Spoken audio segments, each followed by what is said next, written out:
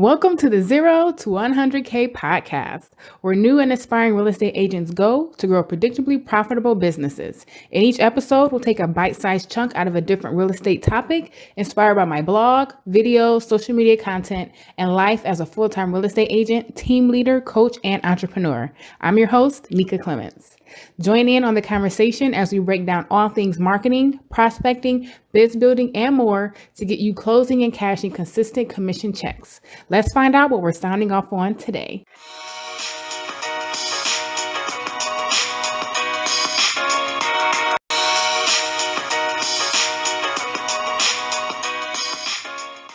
Hi guys, welcome to the 0 to 100K Real Estate Podcast. I am your host, Nika Clements. Thanks so much for sharing your time with me today. You are tuning in to episode number 3. And today we're signing off on money mistakes. You want to start your career off on the right foot so you can be successful from day one. And that's not going to happen if you're losing money. So today we're going to talk about the 3 most costly mistakes in launching a real estate career. Who's excited? Let's get started. The 3 most costly mistakes in launching a real estate career. Today we are going to start today's episode off with a quotable. And it is, "He who fails to plan is planning to fail." Winston Churchill. So today we're talking about the 3 most costly mistakes in launching a real estate career. Number 3, not having a plan. Okay, so Mr. Winston Churchill said it best. He who fails to plan is planning to fail. So let's take it on back. So in my origin story, which if you haven't heard it, just after you watch this one, go back to episode 1 or pause this. Go ahead and check out episode 1 so that way you'll have my backstory. So when I reference it here, you'll know exactly what I'm talking about. So one of the craziest things that happened to me is I hated my job and I had started a real estate career on the side trying to replace the job, but then I got fired. Okay. And surprisingly enough, while I was trying to quit my job while starting my real estate career, I didn't have a plan. And being fired with no plan, believe me, I failed miserably. And plans make all the difference. So how can you avoid making this costly mistake? Plan. That's right. PLAN. Plan. Start educating yourself now. I suggest you keep listening to this podcast, right? So in the next 30 days, I'm going to be sharing tons of information about what I've gone through and how I've been able to overcome it. So planning to not fail is learning from another person's failures. And if you know how another person failed, you can avoid doing those things and avoid those failures. There you go. There's hack number 1 for today. But also, I have a super planning tool guaranteed to set you up for success coming very soon. Okay. And don't forget that this entire season is going to have several episodes specifically about growing a predictably profitable business from day 1. Okay. So you're in the right place. Costly mistake number 2 is not knowing your estimated costs. Okay, so we were just talking about planning. We were just talking about how I didn't have a plan and I got fired and I had to just jump in the water, and I can't swim, and figure it out like in the moment, in desperation. And just in those terms and that much pressure, I bubbled, right? So it didn't work out. And you starting off your career, knowing you need a plan, so check, that's done. Now, part of that plan, we need to know how much it's going to cost to get your real estate business started.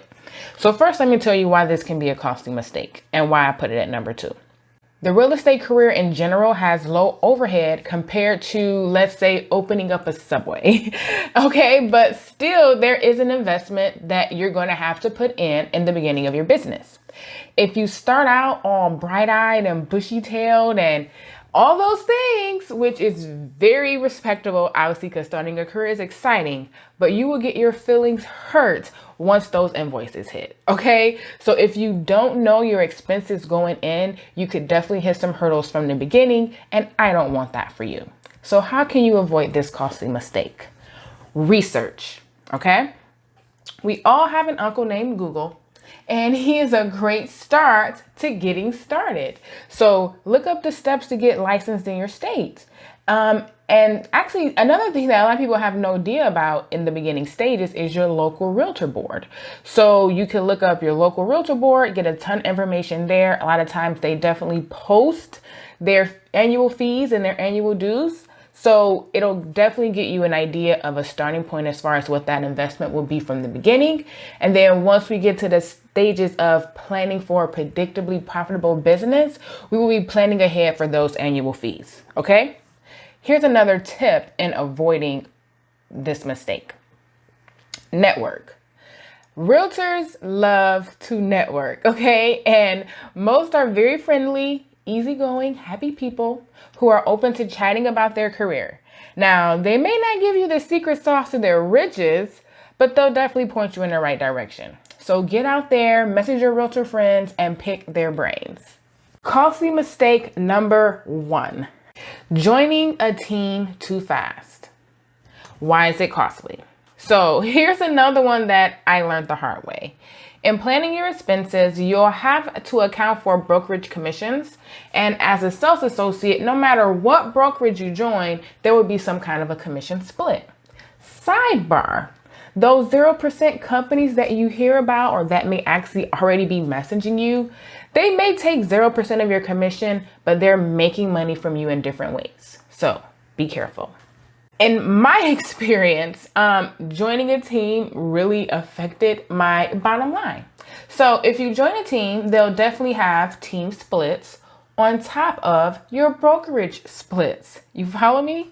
So taking it on back to 2013, it just happened to be the first team that I joined. Obviously, just the excitement of jumping right in.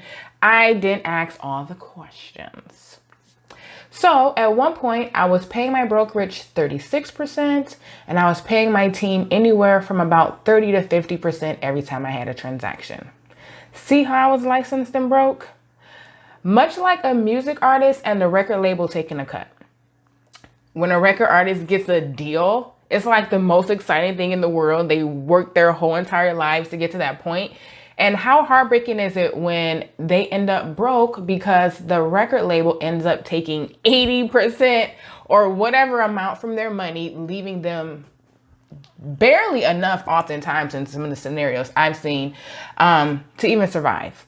And it's not that drastic in the real estate business, but you definitely need to account for those commission splits and team splits, and you have to make smart business choices.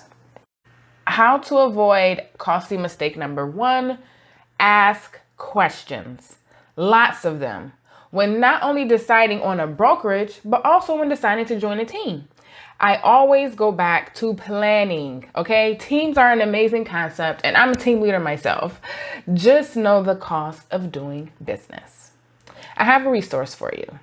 I'm going to share 50 questions to find your soulmate brokerage. The link to download it will be in the description of episode 3 on anchor.fm/Nika Clements. And in it, question number 22 is, and I quote, does your brokerage have a team structure? If so, how does it work? So to avoid this costly mistake, find out how that brokerage's team structure works, have them put you in contact with some of their top teams. They'll probably have a list, and you'd actually contact each team directly to figure out how their splits and team structure rules and responsibilities work. So let's go ahead and recap our 3 most costly mistakes in launching a real estate career. Number 3, not having a plan. Winston Churchill said it best, he who fails to plan is planning to fail. I learned it the hard way, and if you want to start your real estate career on a great foot, predictably profitable from day one, plan. Costly mistake number 2, not knowing estimated expenses. There's another one that I found out the hard way. So an easy way to avoid this is to research and network. Look up things like how to get a license in my state, steps to get licensed in state, state realtor board, and start researching those things and start building that knowledge base and educating yourself so that you can have a predictably profitable real estate career from day one. Network with realtors. We're friendly people, okay? For the most part, we're living our dream lives. We're making tons of money. We're serving lots of amazing clients. We're making dreams come true, people. So we're generally really nice people, and always open for a good lunch or some coffee to talk to potential agents and helping them get started. I am one that is always open. So just DM me. And costly mistake number one, joining a team too fast. That definitely cost me a lot of money in my first 2 years in this business. Teams are a very, very amazing structure. And I literally run a team myself, but going in, you want to make sure that you account for not only brokerage splits, but also team splits, and make sure that at the end of each transaction, you're taking home enough of the pie to feel satisfied. Spoiler alert.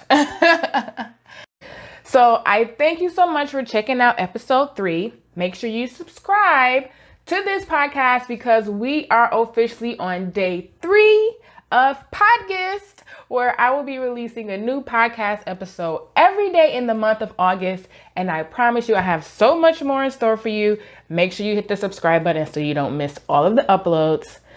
Thanks again for listening to episode 3 of the 0 to 100K Real Estate Podcast. I will see you on the next episode. Bye.